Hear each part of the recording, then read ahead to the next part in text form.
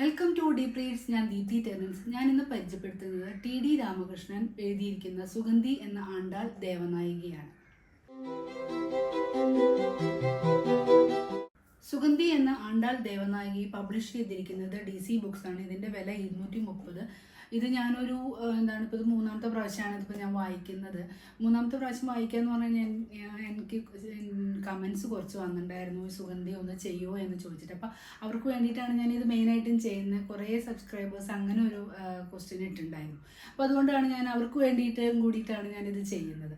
അപ്പോൾ ഇത് എന്താ പറയുക, ഒരുപാട് യൂട്യൂബിൽ നിങ്ങൾ സുഗന്ധി എന്ന ആണ്ടാൾ ദേവനായികി എന്ന് അടിച്ചു കഴിഞ്ഞാൽ ഒരുപാട് പേര് ഇതിൻ്റെ റിവ്യൂസ് ചെയ്തിട്ടുണ്ട്. കാരണം വളരെ മനോഹരമായിട്ടുള്ള ഒരു നോവലാണ്. അപ്പോൾ ഒരുപാട് പേര് വായിച്ച് ഒരുപാട് അപ്രിസിയേഷൻ കിട്ടിയിട്ടുള്ള ഒരു നോവലാണ്. ഇപ്പോൾ ഇപ്പോൾ എഴുത്തുകാരൻ തന്നെ പറഞ്ഞ പോലെ ഇതിന് ഒരുപാട് ആളുകൾ അപ്രിസിയേഷൻ നൽകിയിട്ടുണ്ട്.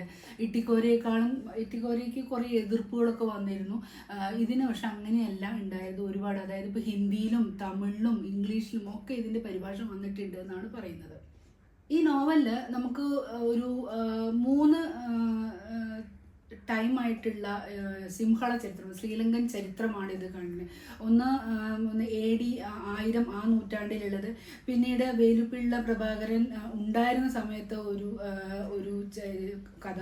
പിന്നെ അത് കഴിഞ്ഞ് കഴിഞ്ഞാൽ ഇപ്പോൾ ഈ മഹീന്ദ രാജപക്ഷെ ഒക്കെ പ്രസിഡന്റ് ആയിരുന്ന ആ സമയത്ത് ഈ സുഗന്ധിയുടെ ഒരു പോരാട്ടം എങ്ങനെയാണ് എന്നുള്ള, അങ്ങനെ 3 കാലഘട്ടമായിട്ടാണ് ഈ കഥ പറഞ്ഞത്. അപ്പം മിത്ത്, രാഷ്ട്രീയം, പിന്നെ കഥ, എഴുത്തുകാരൻ്റെ ഒരു ഭാവന എല്ലാം വെച്ച് മനോഹരമായിട്ടുള്ള ഒരു നോവലാണ് ഇത്. ഒരുപാട് ആളുകൾ ഇതിനകത്ത് ഒരു കുറ്റമായിട്ട് പറഞ്ഞത് വയലൻറ്റും സെക്സും ഇതിനകത്ത് കുറച്ചധികം ഉപയോഗിച്ചിട്ടുണ്ട്. പക്ഷേ അതൊക്കെ ആ ഒരു കഥയുടെ ഇമ്പോർട്ടൻസ് കാണിക്കാൻ വേണ്ടിയിട്ടുള്ള ഒരു കാര്യമായിട്ടാണ് എനിക്ക് തോന്നിയത്. പിന്നെ ഇതിനകത്ത് നമുക്ക് ഇപ്പോൾ ഒരു സ്ത്രീ എന്ന നിലയ്ക്ക് അത് വായിക്കുമ്പോൾ സ്ത്രീയെ ഒരു ഒബ്ജക്റ്റിഫൈ ചെയ്തിട്ടുള്ള ഒരു കാര്യമായിട്ട്, അതായത് സ്ത്രീ എന്നത് ശരീരം മാത്രമാണ് എന്നുള്ള രീതിയിലാണ് പൊതുവെ പാട്രിയാർക്കിയ ചിന്തയാണ് ഇതിനകത്ത് മുഴുവനായിട്ടുള്ളത്. അപ്പം അതിന് എതിരെയായിട്ട് തന്നെയാണ് ഇതിനകത്ത് ഫൈറ്റുകളും നടന്നിട്ടുള്ളത്.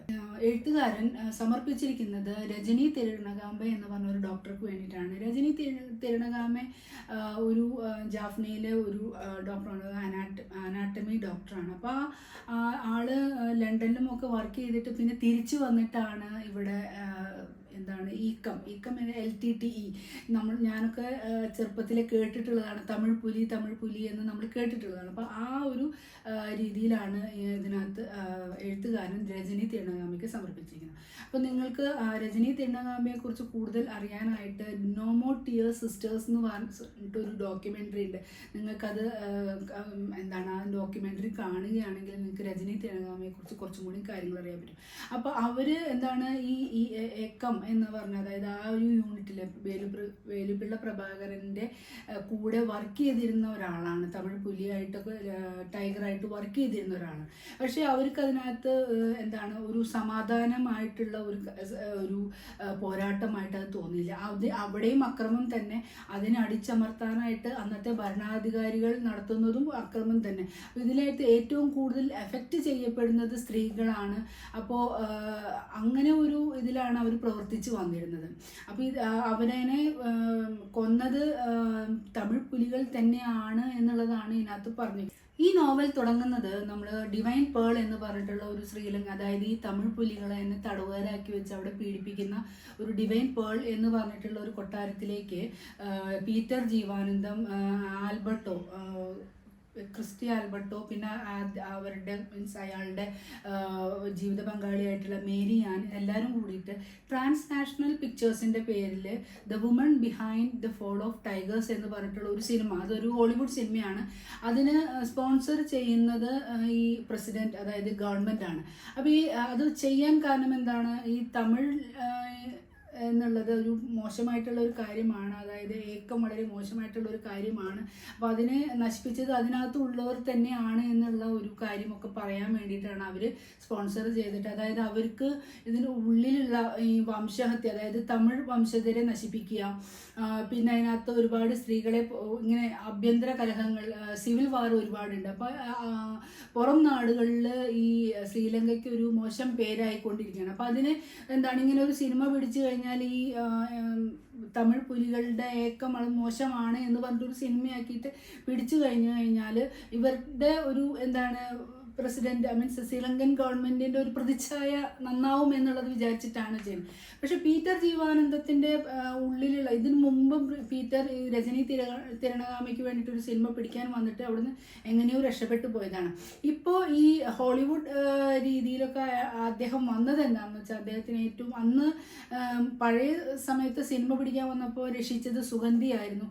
ആ സുഗന്ധിയെ കാണണം എന്നുള്ള ഒരു അവളെ അന്വേഷിച്ചിട്ടാണ് ശരിക്കും പീറ്റർ വന്നിരിക്കുന്നത്. അവർ തമ്മിലൊരു പ്രണയമുണ്ടായിരുന്നു. അപ്പോൾ അതിനകത്ത് സുഗന്ധിയുടെ കഥ ബ്ലോഗിൽ എഴുതുമ്പോൾ പറയുന്നുണ്ട്, പീറ്റർ ജീവാനന്ദത്തെയാണ് ഞാൻ ഏറ്റവും അധികം സ്നേഹിച്ചിരിക്കുന്നതെന്ന്. അപ്പോൾ അങ്ങനെ ഉള്ള ഒരു ഇതിലാണ് വന്നിരിക്കുന്നത്. അങ്ങനെ ഈ പീറ്റർ ഈ സുഗന്ധി അന്വേഷിച്ച് വരുമ്പോഴാണ് ഈ ബ്ലോഗുകളിലൂടെയും ഒക്കെ ആയിട്ട് സുസാന സുബിന എന്ന് പറഞ്ഞ കഥയിൽ നിന്ന് ഈ ആണ്ടാൾ ദേവനായകി എന്ന് പറയുന്നത്. അപ്പോൾ ഈ ഇതിനകത്ത് എഴുത്തുകാരൻ ഞാൻ ഈ സഫാരി ചാനലിൽ അദ്ദേഹത്തിൻ്റെ ഇതിൽ വായിച്ചപ്പോൾ ഈ ആണ്ടാൾ ദേവനായകിയുടെ കഥ ഇദ്ദേഹം അന്വേഷിച്ചു പോയി തിരുപ്പാർവൈ അങ്ങനെ കുറേ പുസ്തകങ്ങളിലൊക്കെ വായിച്ചു. പിന്നെ ശ്രീലങ്കൻ ചരിത്രം വായിച്ചപ്പോൾ ഈ മഹീന്ദൻ അഞ്ചാമൻ എന്ന് പറഞ്ഞിട്ടുള്ള ഒരു രാജാവ് എന്താണ് ഈ ഇത് ഭരിച്ചിരുന്നു. അപ്പോൾ അയാളിനെ രാജരാജ ചോഴൻ ചോഴ രാജാവ് എന്താണ് പിടിച്ചുകൊണ്ട് പോയിട്ട് നമ്മുടെ ഇന്ത്യയിലെ ജയിലിലിട്ടിരുന്നു എന്നുള്ളത്. അപ്പം അങ്ങനെ ഇതൊക്കെ കൂട്ടിയ മിത്തും ചരിത്രവും ഒക്കെ കൂട്ടിയിട്ടാണ് ഇത് പറയുന്നത്. അപ്പം ഇതിനകത്ത് ഈ ആണ്ടാൾ ദേവനായകിയുടെ കഥ പറയുമ്പോൾ അത് കാന്തല്ലൂർ. അപ്പോൾ അന്ന് എന്ന് പറയുമ്പോൾ നമുക്ക് കേരളമില്ല, അന്ന് തമിഴ്നാടാണ്. അപ്പോൾ കാന്തല്ലൂർ സ്ഥലത്ത് ഉണ്ടായിരുന്ന പെരിയ കോയിക്കൻ്റെ മകളായി. അപ്പോൾ ആദ്യം മഹേന്ദ്രവർമ്മനെ അവിടുത്തെ രാജാവായിട്ട് ഇവളുടെ സൗന്ദര്യം കണ്ടിട്ട് കൊണ്ടുപോയി. അങ്ങനെ ഇവളുടെ ജീവിതകഥയാണ് അതിനകത്ത് പറയുന്നത്.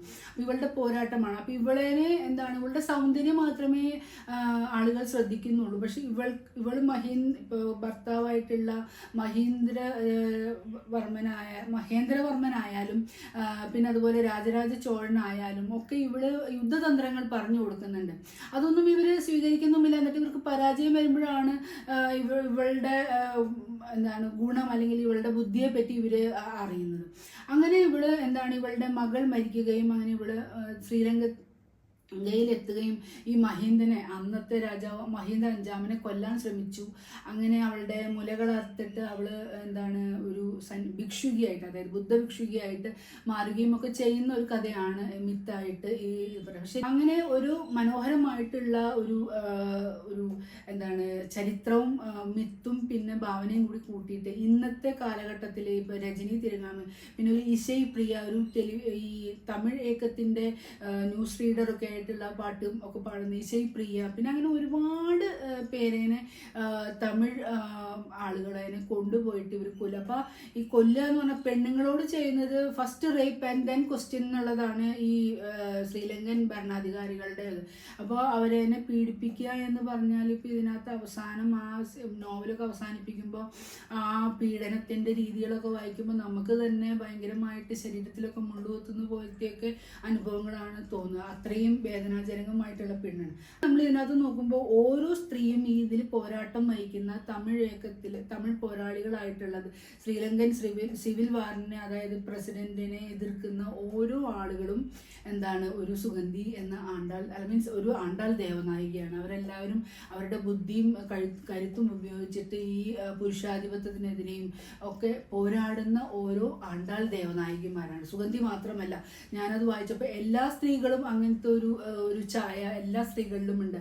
വായിക്കാൻ തുടങ്ങുമ്പോൾ തന്നെ നമുക്ക് ഭയങ്കരമായിട്ട് നിർത്താൻ തോന്നാത്ത വിധത്തിൽ പേജ് ടേണറായിട്ടൊക്കെ നമുക്ക് വായിക്കാൻ തോന്നും. നമ്മളിത് വായിച്ചു തുടങ്ങിയാൽ നമുക്ക് നിർത്താൻ പറ്റില്ല. നമ്മൾ അതിൻ്റെ കണ്ടിന്യൂവേഷൻ എന്തുണ്ടാവും, ഓരോ ആകാംക്ഷകളും ഓരോ ചാപ്റ്റേഴ്സിലുമുണ്ട്. അപ്പോൾ സുഗന്ധിയുടെ അവസാനമായിട്ട് അത് കണ്ടെത്തുമ്പോൾ കമ്പ്യൂട്ടർ വഴിക്ക് നമ്മൾ ഓൺലൈനായിട്ട് അത് കാണുമ്പോൾ പീറ്റർ അത് തിരിച്ചറിഞ്ഞു എന്ന് തോന്നുമ്പോൾ നമ്മൾക്കും ഒരു ആകാംക്ഷ വരികയാണ്, അത് സുഗന്ധി തന്നെ ആയിരിക്കുമെന്ന്. അപ്പോൾ സുഗന്ധിക്ക് നേരിട്ട പീഡനങ്ങൾ അതൊക്കെ വളരെ നമുക്ക് ഭയങ്കര സങ്കടം തോന്നുന്ന കാര്യങ്ങളാണ്. അപ്പോൾ സുഗന്ധി ദേഹം പൊട്ടിത്തെറിച്ച് ഇതാക്കുമ്പോൾ എഴുത്തുകാരന് തോന്നുക അല്ലെങ്കിൽ പീറ്റർ ജീവാനന്ദത്തിന് തോന്നുകയാണ് അവളും സുഗന്ധി എന്ന ആണ്ടാൾ ദേവകിയെ പോലെ അവളും ഈ ഒരു കാല് സിഗിരിയിലും ഒരു കാലം അങ്ങനെ മാറ്റി വെച്ചിട്ട് അവള് ഒരു ദേവനായികയായി മാറി എന്നുള്ളതാണ് ഈ പീറ്റർ ജീവാനന്ദത്തിന് തോന്നുന്നത്. ാണ് സുഗന്ധി എന്ന ആണ്ടാൾ ദേവനായകിയുടെ നോവലിൻ്റെ വിശേഷങ്ങൾ. ഇതിനകത്ത് നമുക്ക് വയലാർ അവാർഡും കേരള സാഹിത്യ അക്കാദമി അവാർഡും കിട്ടിയിട്ടുള്ളതാണ്. ഇത് ഞാൻ ഇട്ടിക്കോരേക്കാളും എനിക്ക് ഇഷ്ടമായത് സുഗന്ധി എന്നാണ്. കാരണം ഒരു പക്ഷേ ഞാനൊരു ഒരു സ്ത്രീ ആയതുകൊണ്ടൊക്കെ ആയിരിക്കും എനിക്ക് അതിൽ അവരുടെ പോരാട്ടങ്ങളൊക്കെ ഭയങ്കര ഇഷ്ടമായി തോന്നിയത്, അതുകൊണ്ടായിരിക്കാം. അപ്പോൾ എനിക്ക് ഭയങ്കര ഇഷ്ടപ്പെട്ട ഒരു നോവലാണ്. ഇതിന് ശേഷം വന്ന പച്ചയും മഞ്ഞ ചുവപ്പൊന്നും എനിക്ക് അത്രയ്ക്ക് അങ്ങനെ ഇഷ്ടമായില്ല. ഇത് ഭയങ്കര ഇഷ്ടമാണ്. എട്ടിക്കോരയും ഇതുമാണ് എനിക്ക് ഭയങ്കര ഇഷ്ടമുള്ള നോവൽസ്. അപ്പോൾ ഇനിയും ഇതുപോലെ അദ്ദേഹം എഴുതട്ടെ എന്ന് തന്നെയാണ്. ഇങ്ങനത്തെ നോവൽസ്, ചരിത്രവും മിത്തും നമ്മളതിനെ ഓരോ പേജിലും ത്രില്ലടിപ്പിക്കുന്ന ഓരോ നോവൽ ഉണ്ടാവട്ടെ എന്നാണ്. നമുക്ക് ഒരുപാട് വിവരങ്ങൾ ഈ നോവൽ തരുന്നുണ്ട്. നമുക്കിപ്പോൾ രജനി തിരകാമിയായാലും LTTE പറ്റിയിട്ടായാലും നമ്മൾ ഒരുപാട് ഗൂഗിൾ സെർച്ചുകളും നമ്മൾക്ക് ഒരുപാട് ചരിത്രബോധവും ഉണ്ടാക്കുന്ന ഒരു നോവലാണ് ഈ സുഗന്ധി എന്ന ആണ്ടാൾ ദേവനായകി. അടുത്തൊരു പുസ്തകവുമായിട്ട് വരുന്നത് വരേക്ക് എല്ലാവർക്കും നന്ദി, നമസ്കാരം.